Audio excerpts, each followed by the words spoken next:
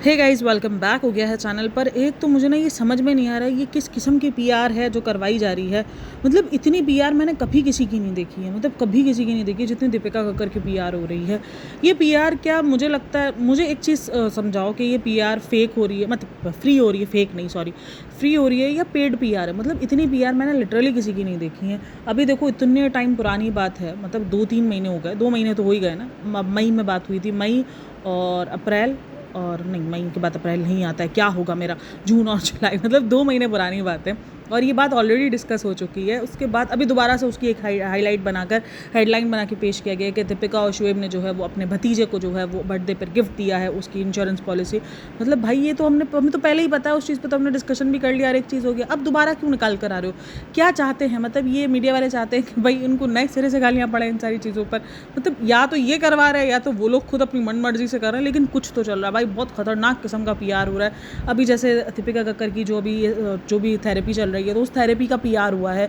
और मुसलसल चल रहा है। ऐसा नहीं है कि नहीं चल रहा है, एक एक चीज़ को जो है वो हाईलाइट किया जाता है। रोहान के साथ अगर कोई क्लिप है तो उसको पीआर के तौर पे हाईलाइट किया जाता है कि ये देखो, रोहान स्ट्रॉन्ग बन रहा है, रोहान को स्ट्रॉन्ग बनने की कोशिश की जा रही है। मैंने देखा है मीडिया चैनल्स बहुत सारी चीज़ें कवर करते हैं, बहुत सारी चीज़ें वो दिखाते हैं, लेकिन मैंने कभी भी किसी के मामले में नहीं देखा कि ये जो पुरानी पुरानी चीज़ें 4 महीने पुरानी वो दोबारा बार बार, मतलब एक बार भी 1000 बार हाईलाइट कर दिया है कि दीपिका कक्कर, शुएब इब्राहिम ने, मतलब जितना उन्होंने बताई नहीं, जितने की उन्होंने पॉलिसी नहीं ली है, उतनी बार तो आप हमें बता चुके हो कि उन्होंने इतने की पॉलिसी ली है। मतलब ये क्या चल रहा है? ये मुझे हर जगह यही मिल रहा है। तकरीबन मुझे दिख रही हैं पोस्टें, दिख रही हैं, पीआर दिख रहा है, और भरपूर किस्म का पीआर। इसको मैं पीआर ही काउंट करूँगी, और क्या काउंट करूँगी। या तो फिर उस चैनल का ये है कि उनको शायद इन सब चीज़ों पर बहुत ज़्यादा व्यूज़ आ रहे होते हैं वो, लेकिन मैंने देखा है नॉर्मल व्यूज़ होते, कोई इतने ज़्यादा हाई फाई व्यूज़ नहीं होते हैं। किसी ज़माने में था, हाँ, व्यूज़ मिल रहे थे, लेकिन अभी अगर इनके व्यूज़ देखो तो वो थोड़े से जाने में ही हैं, तो इतने कोई हाई फाई उनको व्यूज़ नहीं मिल पा रहे हैं। लेकिन फिर भी बार बार घूम फिर कर वही बात कि उन्होंने ये किया है, रोहान के साथ ये हो रहा है, ये हो रहा है, वो हो रहा है। अच्छा जी, अभी एक रेडिट पर भी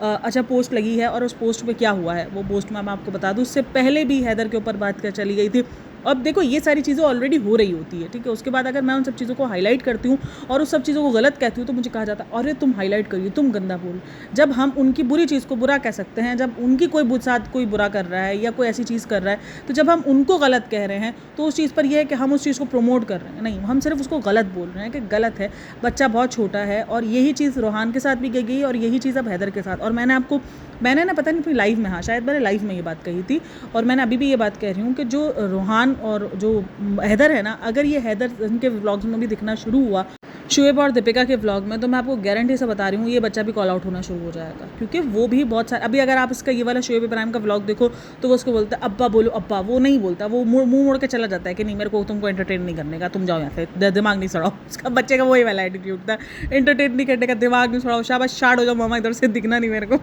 वो वाला सिचुएशन थी उसकी, हैदर की। तो वो अगर देखो ये एक बार था तो लोगों ने इग्नोर कर दिया। अब यही चीज़ अगर रोज़ के रोज़ इनके व्लॉग्स में नजर आएगी तो लोग इस चीज़ को हाईलाइट करेंगे, अरे बच्चा लेट ग्रोथ है, बच्चा सुन नहीं रहा, बच्चे को कोई इशू है, तो ये चीज़ें शुरू हो जाएंगी। ये रोहान के साथ भी इन्होंने ऐसे ही किया है। भले ऑडियंस ने, मैं बोल रही हूँ ऑडियंस गलत है यहाँ पर जिस तरीके से जो उनको हाईलाइट किया जा रहा है, लेकिन हर एक चीज़ को, हर एक पॉइंट को जो आपके व्लॉग्स में हाईलाइट किया गया आपके बच्चे को लेकर, वो आपने खुद किया। आप अपने बच्चे को बोल रहे हो कि उसको गाना याद हो गया, और जब वो गाना स्टार्ट करो तो वो कान पे हाथ रख रहा है, उस बच्चे को कॉल आउट किया जा रहा है उस चीज़ पर। मतलब क्या चल रहा है और क्यों झूठ बोल रहे हो भाई हर चीज़ को लेकर, हर चीज़ को लेकर। और अच्छा, कुछ लोग मुझे लगता है ये भी एनालाइज गलत कर देते हैं। अब जैसे उसने बोला कि हम नाई करेंगे, तो लोगों को लग रहा है कि शायद वो जुम्मा टू जुम्मा नहलाती है उसको, बट मुझे ऐसा लगता नहीं है, क्योंकि उसने ये कहीं भी नहीं कहा कि आज जुम्मा है तो तुम नहाओगे, सिर्फ जुम्मे को नहाओगे। उसने सिर्फ उसको ये बोला कि चलो आ जाओ, हम नाना ही करते हैं, और मैं तुम्हें ऐसा कुर्ता पहनाऊंगी जैसे पापा ने पहना है और ये पहना है। अच्छा, शुएब इब्राहिम पर ना ये एलिगेशन हमेशा लगा जाता है कि वो अपने फैमिली मेम्बर्स की बीमारियों को यूज़ करता है कंटेंट बना के।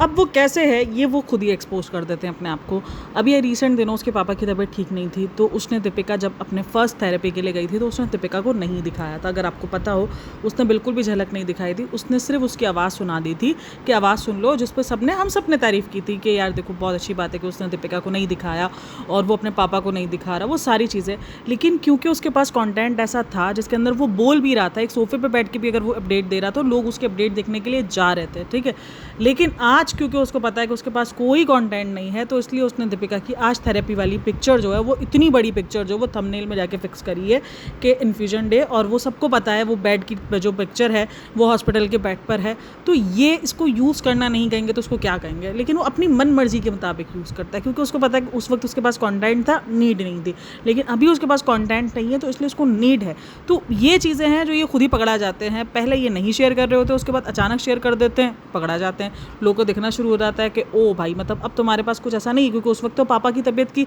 अपडेट देने के लिए उसके पास व्लॉग था, वो 8 मिनट का व्लॉग बना सकता था, तो वो बन गया उसका व्लॉग, और उसको पता था कि व्यूज़ भी आ रहे हैं, उसको नहीं ज़रूरत दीपिका को दिखाने की। तो लेकिन जैसे ही उसको लगा कि इस बार तो ज़रूरत है दीपिका को दिखाने की, क्योंकि कुछ है नहीं कंटेंट में, तो उसने चिपका दी दीपिका को उधर, और पूरी जो है वो सब कुछ जाते हुए आते हुए हर एक चीज़ दिखा दी, हर एक चीज़ किया है। तो ये कंटेंट ही है जो वो दिखा रहे होते हैं, जो वो बना रहे होते हैं, जो वो सोच रहे होते हैं कि हमें ये कंटेंट दिखाना है और हमें ये नहीं दिखाना। तो ये सब सोची समझी प्लानिंग होती है। कुछ लोग कहते हैं यार उनको आइडिया नहीं होता ना, उनको सब आइडिया होता है, सब कुछ सोच समझ के प्लान करके जो है वो वीडियो शूट हो रही होती है। क्योंकि देखो जब तक वीडियो लाइव नहीं हो रही तब तक वो वीडियो आपके हाथ में, आपको क्या दिखाना है, क्या ऐड करना है, क्या नहीं करना, वो आपको सब चीज़ें आपको पता है, और आपको ही पता है कि आपको कैसे जो है सारी चीज़ें दिखाना है। और इवन ये तो अनलिस्टेड भी रख देते हैं वीडियो, और फिर जाकर वो वीडियो को चेक वगैरह करवाते जो भी उनके मैनेजर वगैरह हैं, ताकि उनको पता चले कि किस तरीके से क्या करना है क्या नहीं करना। क्योंकि ये सबा की 1-2 वीडियोज़ हैं जो इसी तरीके से वो थोड़ा सा हाईलाइट हो गई थी, क्योंकि उसने अनलिस्टेड अपलोड की थी और उसके बाद उसने गलती से जो है वो लिंक शेयर कर दिए थे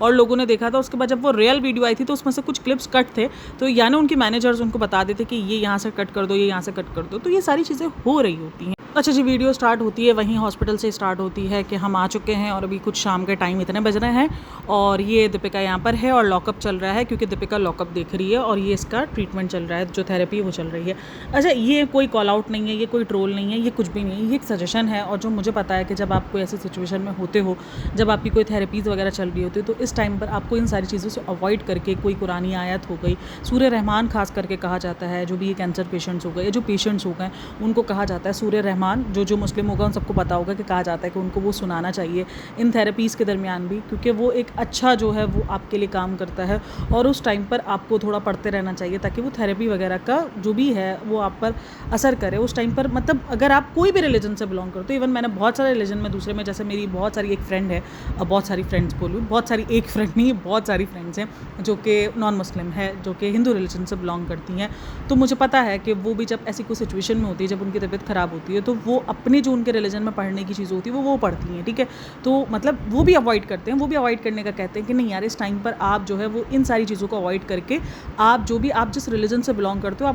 आप उन सारी चीज़ों को रीड करो, ताकि वो होता है ना कि आप पर एक पॉजिटिव एनर्जी जाती है, आप एक पॉजिटिव एनर्जी फील करते हो। तो मुझे ऐसा लगा कि वो लॉकअप की जगह पे वहाँ पे जिस तरीके से पहले पापा जब पापा के साथ जो भी वो दिखाता था, तो उस टाइम पर पीछे देखो सूर्य रहमान की आवाज़ आती रहती थी। तो उसी टाइम पर मेरा ये पर्सनल है, और ये मैं कोई कॉल आउट या मैं कोई ट्रोल या मैं कुछ भी ऐसा नहीं कर रही हूँ। ये मुझे ऐसा लगा कि नहीं यार, यहाँ पर ये चीज़ था कि आप पर वो थेरेपी असर करे, आप पॉजिटिव एक रहो, आप पर एक पॉजिटिव जो है वो थेरेपी का असर रहे। तो ऐसा मुझे फील हुआ है, बाकी सबकी अपनी अपनी चॉइस है। क्योंकि अगर एंड में जब वो जा भी रहे होते तो तब आप देखो तो वो पीछे उसका शुएब का जो नया गाना आया वो लगा हुआ होता है। तो वो चीज़ मुझे देखने के बाद थोड़ा सा ऐसा फील हुआ कि यार मतलब इतनी बड़ी जब आप बीमारी से जंग लड़ रहे हो तो फिर आप थोड़ा सा पॉजिटिव मतलब इस टाइम पे तो रहते हो। बाकी देखो, बाकी तो सब कर रहे होते हैं, ऐसा नहीं है कि आप अपनी ज़िंदगी जो है वो बिल्कुल ख़त्म कर दो तो या बिल्कुल ही जो है वो एक अलग जोन में चले जाते हो। लेकिन हाँ, आपकी ज़िंदगी में चेंजेस आते हैं जब आपके ऊपर परेशानियाँ आती हैं। कहते हैं ना कि आपको अपनी परेशानियों में अल्लाह ज़्यादा याद आता है। अब वो लोगों का मानना है कि ये तो गलत है या वो है, लेकिन भाई मैंने बहुत सारे लोगों को देखा है, अगर आप नॉर्मल डेज़ में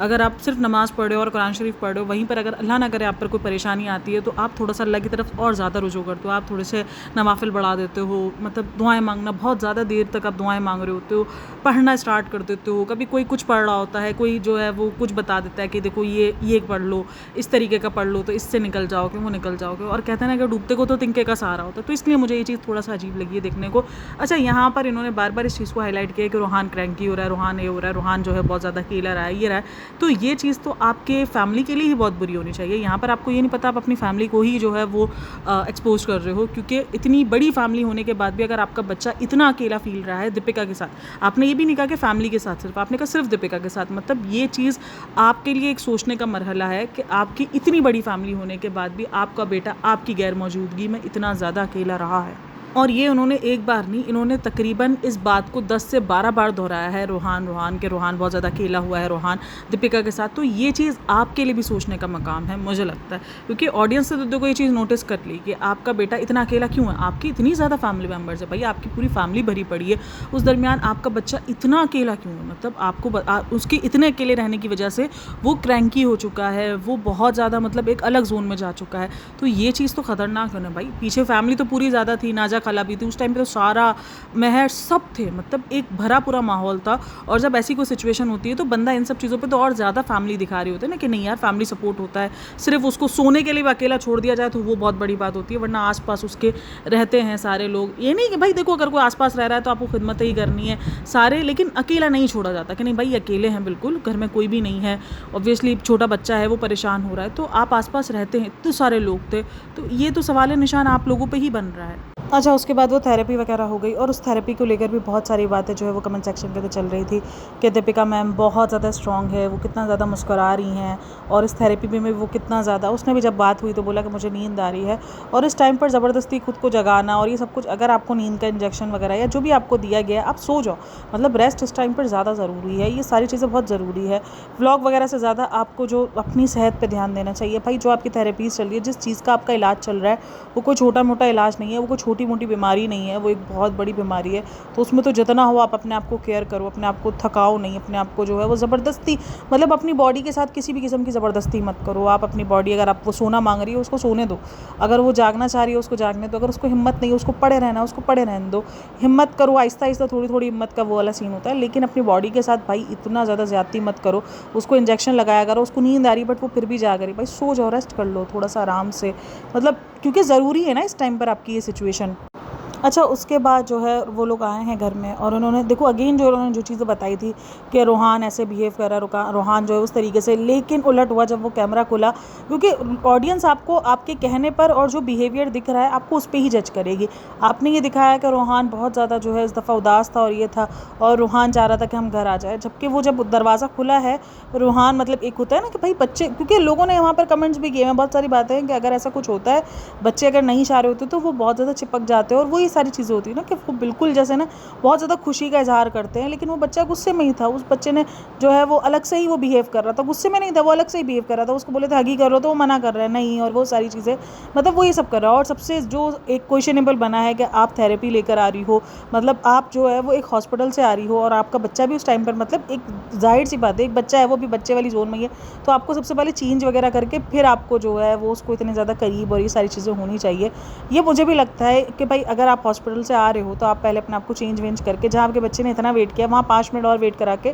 चेंज करना, बस फटाफट टाइम लगता है चेंज करने में। आप बॉडी पूरा आप नहीं नहाओ, ठीक है आप पूरा मत नहाओ, लेकिन आप अच्छे से हाथ मुँह धो लो बॉडी वॉश करके, और आप अपने कपड़े सबसे पहले चेंज कर लो, जम्स का वहीं से खतरा होता है, और आप ट्रीटमेंट भी एक लेकर आ रहे हो, तो उसके बाद तो मुझे ऐसे ही लगता है कि भाई आप फ़ौरन अपने आप को चेंज वेंज कर लो। आई नो नीड नहीं होती है, इस थेरेपी के बाद कहा जाता है कि भाई नीड नहीं है आपको कोई चेंज वेंज करने की, बट फिर भी एक सेफ साइड ज़रूर होना चाहिए, और आपने अपने बच्चे से मिल लिया और आप फ़ौरन जो है वो चेंज वेंज कर लो, ताकि आप एक सेफर साइड पर चले जाओ। उसके बाद उसने अपने पापा को दिखाया, और पापा को जब दिखाया ना तो तब देव भैया एक चेयर पे बैठे हुए थे, और वो प्लास्टिक की चेयर थी, और वो अगर चेयर पर आप थोड़ी देर भी बैठो ना, अगर आपको कोई टांग वांग रखने के लिए नहीं है तो वो बहुत ज़्यादा अनकंफर्टेबल हो जाता है। तो उस पर भी बहुत सारे कमेंट्स थे कि आपको देव भैया के लिए एक सिंगल बेड यहाँ पे रख देना चाहिए, ताकि वो लेट सकें, वो बैठे बैठे वो कितनी देर बैठेंगे। और वहाँ पर बहुत सारे लोग भी ये कह रहे हैं कि सब तारीफ़ तो शोएब भैया की कर रहे हैं, लेकिन जो असल जो केयर कर रहा है वो केयर टेकर कर रहे हैं ना, तो देव भैया है वो कर रहे हैं, और इस बात में कोई दो राय नहीं है कि जो असल केयर है, मतलब हॉस्पिटल में भी अगर कोई दिन रात कोई इंसान रहा है तो वो देव भैया रहा है। मतलब अगर निकू से ज़्यादा, वो ठीक है वो अपनी पेमेंट ले रहे हैं, वो हर एक चीज़ है, मैं नहीं कह रही कि वो फ्री में कर रहे हैं,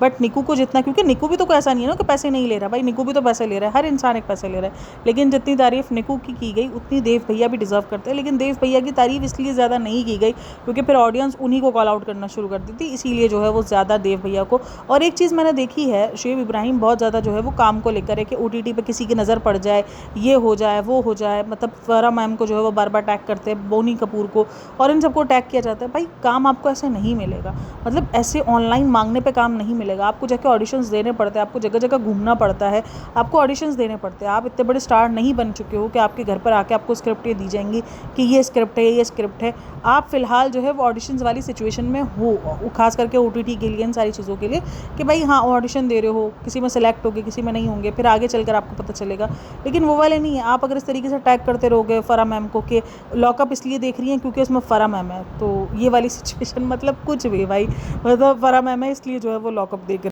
और यहाँ पर मुझे एक चीज़ बड़ी अजीब लग रही है, फरा मैम ने जो लास्ट टाइम जो उसके साथ किया है शुभ इब्राहिम के साथ, मतलब एक ऑनलाइन बेइज्जती करवाई है, सोशल मीडिया बेइज्जती करवाई है, वो ये कहकर कि मैंने तो बुलाया भी नहीं था और वो अपनी मन मर्जी से आ गया था। मतलब जब किसी ने एक सवाल पूछा गया था, आई थिंक फैज़ू ने पूछा था सवाल कि कोई ऐसा इंसिडेंट हुआ हो या कुछ ऐसा SRK से मिलने वाला, तो उसने कहा कि SRK से, जब SRK की बर्थडे पार्टी थी मैंने मतलब की थी अपने उस पर, मतलब SRK की थी या फरा मैम की, नहीं फरा मैम की बर्थडे पार्टी थी, तो वहाँ पर SRK जो आ रहे वाले थे, तो उस पर बोला शुएब इब्राहिम बिन बुलाए आ गए थे। तो वो एक बहुत बेइज्जती वाला माहौल रहा था शुएब इब्राहिम के लिए, बहुत ज़्यादा ट्रोलिंग भी हुई थी और बहुत ज़्यादा लोगों ने कॉल आउट भी किया था, और उसके बाद भी वो फरा मैम को इस तरीके से दिखा रहा है, तो ये डाउन टू अर्थ नहीं लगता। मुझे लगता है कि ये समझ में आ रहा है, डेस्परेशन दिख रही है कि काम के लिए डेस्परेट है वो बंदा, बट लेकिन यही है कि आपको ऑडिशंस वगैरह देने पड़ेंगे। अच्छा, उसके बाद अम्मी, सबा और बेटी खाला ये तीनों आए थे, और उसके बाद उसने हैदर को दिखाया है।